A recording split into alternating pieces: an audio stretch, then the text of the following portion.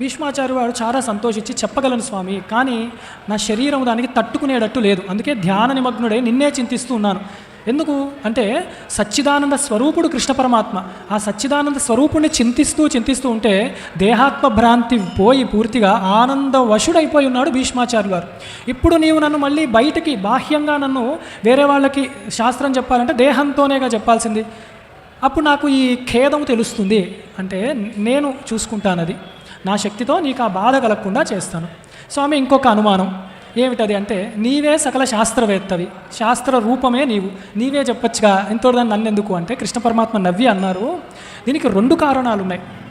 నాకు కొత్తగా కీర్తి యశస్సు వచ్చేది ఏమీ అవసరము లేదు, జగద్గురువుని నేను, కొత్తగా నాకు కీర్తి ఏమీ అవసరం లేదు. కానీ భీష్మాచార్యుడి యొక్క కీర్తి ప్రతిష్టలు యశస్సు అది వ్యక్తము అయ్యే సమయము ఆసన్నమైంది, అందుకు ఒక కారణం.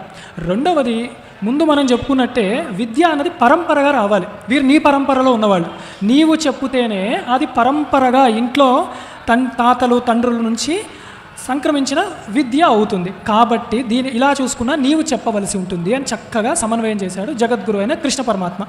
అలాగే అని స్వామిని దండం పెట్టుకున్నాగా శాంతి అనుశాసనిక పర్వములు 2 కూడా భీష్మాచార్యుల వారు చెప్పారనమాట.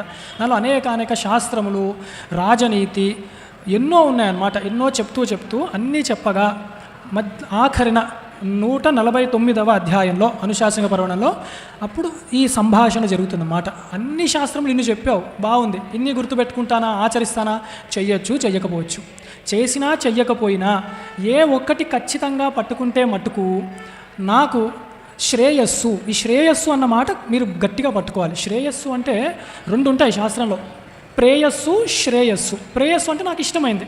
ఇప్పుడు ఇదే విష్ణు సహస్రం నేను ఇలా ప్రారంభించక్కర్లే, విష్ణు సహస్రనామం మీరు చదవండి, రేపటి నుంచి మీకు ఉద్యోగాలు వచ్చేస్తాయి, సొంతిల్లులు వచ్చేస్తాయి, మీకు నగలు నట్రా వచ్చేస్తాయి, సుఖ సంతోషాలు ఉంటాయి అన్నాను అనుకోండి, మీరు కాదు వేరే వాళ్ళందరూ వచ్చి కూర్చుంటారు అప్పుడు.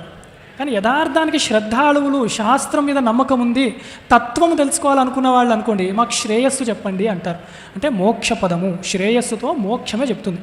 భగవద్గీతలో అర్జునుడికి ఎందుకు కృష్ణ పరమాత్మ చెప్పవలసి వచ్చింది తత్వము అంటే, ఏ శ్రేయ బ్రూహి తన్మే, నాకు శ్రేయస్సు చెప్పు అని అడిగాడు. అంటే ఏది చెప్తే నేను తరించగలను అని అడిగాడు, అందుకే తత్వమే చెప్పాడనమాట. అది మనము తెలుసుకోవాలి. విష్ణు సహస్రనామం తత్వపరంగానే ఉంటుంది. అది అవ్యయ పురుష సాక్షి క్షేత్రజ్ఞ అక్షరయేవచ మొట్టమొదటే ఉంటుంది. ఆ మాటలు అర్థం చేసుకుంటేనే ఓరు నాయనో అనుకుంటాం. శ్రేయస్సునే ఇస్తుంది విష్ణు సహస్రనామం.